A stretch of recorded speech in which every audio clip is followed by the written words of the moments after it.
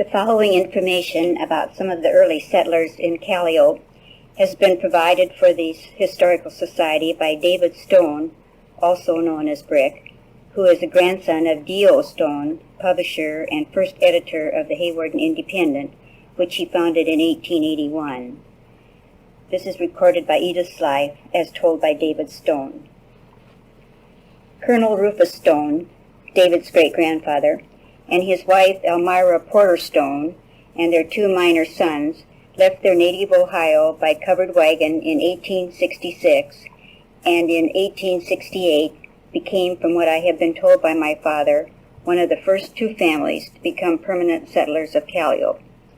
I also understand that there were only 3 other families living in all of Sioux County at the time Colonel Rufus Stone came to Calliope. Colonel Rufus Stone was born in Belpre, Ohio, on the 2nd of November, 1831. He was a lawyer in his native town and held the rank of colonel in the Ohio militia during the Civil War. From old newspapers, specifically the Sheldon Mail, and court calendars in my possession, I have determined that Rufus Stone also practiced law in Sioux and O'Brien counties during the 1870s. During the early days, 1868 through 1872 at least, Rufus Stone held the offices of Buncombe Township Clerk, Sioux County Recorder, Sioux County Treasurer, and perhaps several other offices, probably all at the same time, while Calliope was the county seat. In 1880, he purchased the Sioux County Independent and became its publisher. Unfortunately, he lived only 4 months following the purchase, being one of Calliope's 2 casualties of the smallpox epidemic in January of 1881. Fred Porter Stone, the son of Colonel Rufus Stone, was born in Little Hocking, Ohio, December 31, 1857, and died in Sioux Falls, South Dakota in the early 1930s. Fred Stone was 10 years old when he arrived to make his home in Calliope in 1868. He resided in Calliope and or Hawarden until 1890 and held the office of Sioux County Recorder from 1885 to 1889. In 1890, he moved to Sioux Falls, where he was employed in the post office for many years until his retirement. He was a lifelong Democrat, active in South Dakota politics. D.O. Stone is Colonel Rufus Stone's younger son, best known as Brick Stone. Brick Stone was born in Belpre, Ohio, February 25, 1864, and was 17 years old at the time of his father's death. At the age of 14, Brick had started to learn the printer's trade, and in 1881, at the age of 17, he became editor and publisher of the Independent, published in Calliope from 1881 until 1888, when it was moved to its location in Hawarden, next to what until recently was the Booth Drugstore. Brick Stone was postmaster of Hawarden during the Democratic administration of Grover Cleveland. I am not sure whether his tenure was 1885 to 1889, as some records suggest, or 1895 to 1899. The latter seems more probable. I have a copy of a letter addressed to the Honorable Wilson Bissell, Postmaster General, Washington, D.C., wherein almost all of the prominent Democratic politicians and office holders in the state of Iowa appear to have endorsed his candidacy for appointment as postmaster. Brick Stone was elected the 24th District Representative to the Iowa State Legislature in 1914, in which capacity he served until his death in 1921.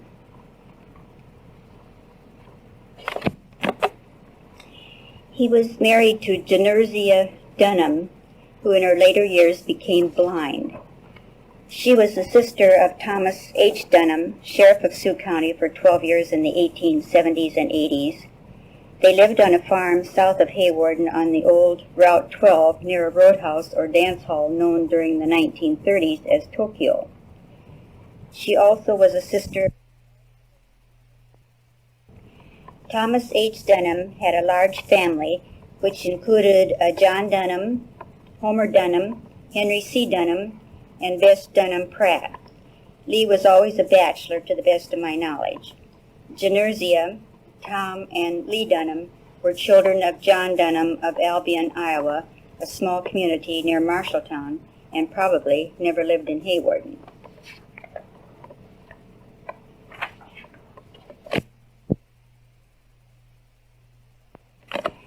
In reference to the 1872 raid made by 150 Hollanders, led by Judge Pendleton of Sioux City on the Calliope headquarters of Sioux County, it is my understanding that Colonel Rufus Stone, as the holder of several of the county political offices at that time, kept the keys to the courthouse and the safe, which contained the official county records in his home, which I was told was a log cabin located opposite to the west from the old Calliope brick block on Avenue D.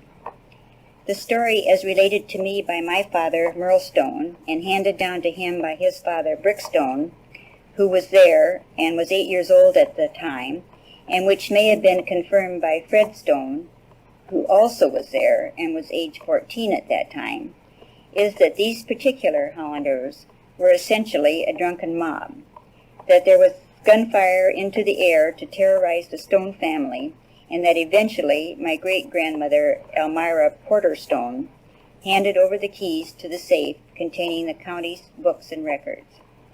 The Hollanders then made off with the safe, but got caught in a blizzard en route to Orange City, and the safe with the county's records was abandoned on the prairie somewhere near Ireton over the remainder of the winter of 1872.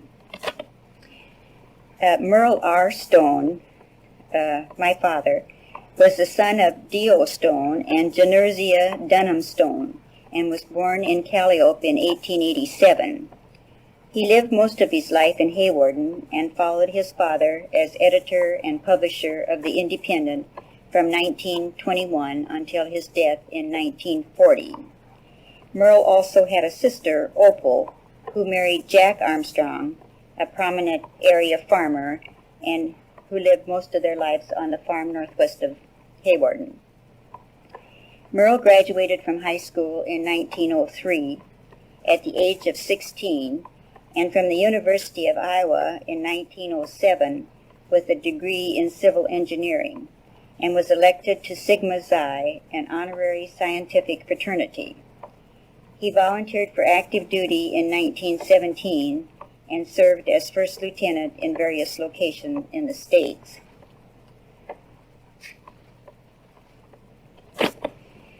My mother's maiden name was Nellie Elaine Finch.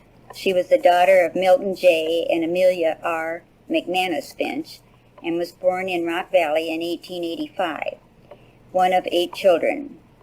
Milton Finch was the son of Jeremiah Landon Finch, who I believe to have been the founder of the Finch family in northwest Iowa. The Milton Finch family moved from Rock Valley to Garner, Iowa, then to Orange City, and then to Hawarden during the years from 1875 to 1902. I am not sure of the sequence of these moves. However, my grandfather, Milton J. Finch, served as Sioux County auditor in the years around 1878, and I believe as clerk of courts in Orange City at some later time during this period, and then moved with his family to Hawarden, where he ran a hardware store.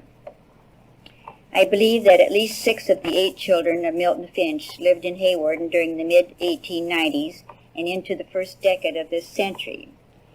These included Olive, Clell Pliny, Earl E. Lee, my mother's twin, Nellie, my mother, and Max J. Finch.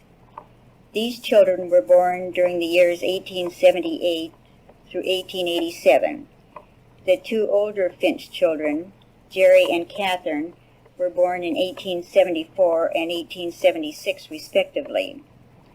I am not positive whether either Jerry or Catherine ever lived in Hawarden, but I seem to recollect that Catherine was once my father's schoolteacher, and that she taught school in Hawarden during the 1890s or early 1900s.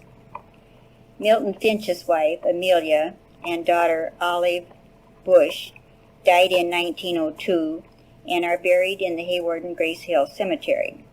Milton and several of the others moved to Seattle at various times between 1904 and 1908. Lee Finch moved to California about that time and was the father of Dan Finch, who in the late 1930s visited his father's old hometown and there found his bride, Norma Uni of Hawarden, daughter of Richard Dick Uni and Anna Leifstead Uni. Milton J. Finch died in 1920 and is buried in the Hawarden Grace Hill Cemetery. Nellie preceded her husband in death in May of 1940, and Merle passed away following a heart attack in December of the same year. Merle was very active in the community, having served as president of the Chamber of Commerce, post commander of the American Legion, was a hospital board member, and was president of the First National Bank. They had 2 children, David and Dorothy.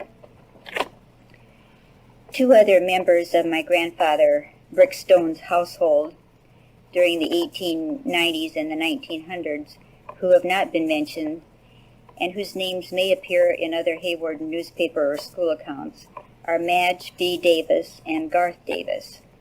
They were 2 of the 4 orphan children of Sarah Elizabeth Noreen Dunham Davis, a sister of Genersia Dunham Stone, wife of Brickstone.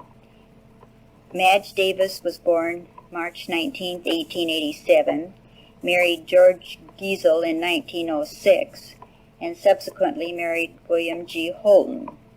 She died in Flint, Michigan in 1979 at the age of 92. Garth Davis, I believe, served and may have been killed in the Spanish-American War. The other 2 Davis children who may or may not have lived in Hawarden at some time were Irene Davis, who married B.W. Armstrong, a brother of Jack Armstrong, the well-known Hawarden farmer and husband of Opal Stone Armstrong, and Claire Davis. Claire Davis married Captain Billy Fawcett, well-known resort owner, the Breezy Point Lodge at Pico, Minnesota, and publisher of Captain Billy's Whiz-Bang, a slightly, by today's standards, racy cartoon humor magazine, which later became the foundation of the Fawcett Publications. David, the provider of the material for this recording, obtained a law degree at the University of Iowa, where he met his wife, Catherine, who was originally from Marengo, Iowa. They have 2 children, a daughter who is a science teacher in New York City, and a son who is an economist working for the International Food Policy Research Institute in Washington, D.C. That is, when he is not doing research in the Orient or competing in some international rowing regatta in Europe or elsewhere in the world. He was a member of the U.S. 8 representing this country in Olympic competition in rowing in 1976. David and his wife reside in New York, where he teaches law at the university.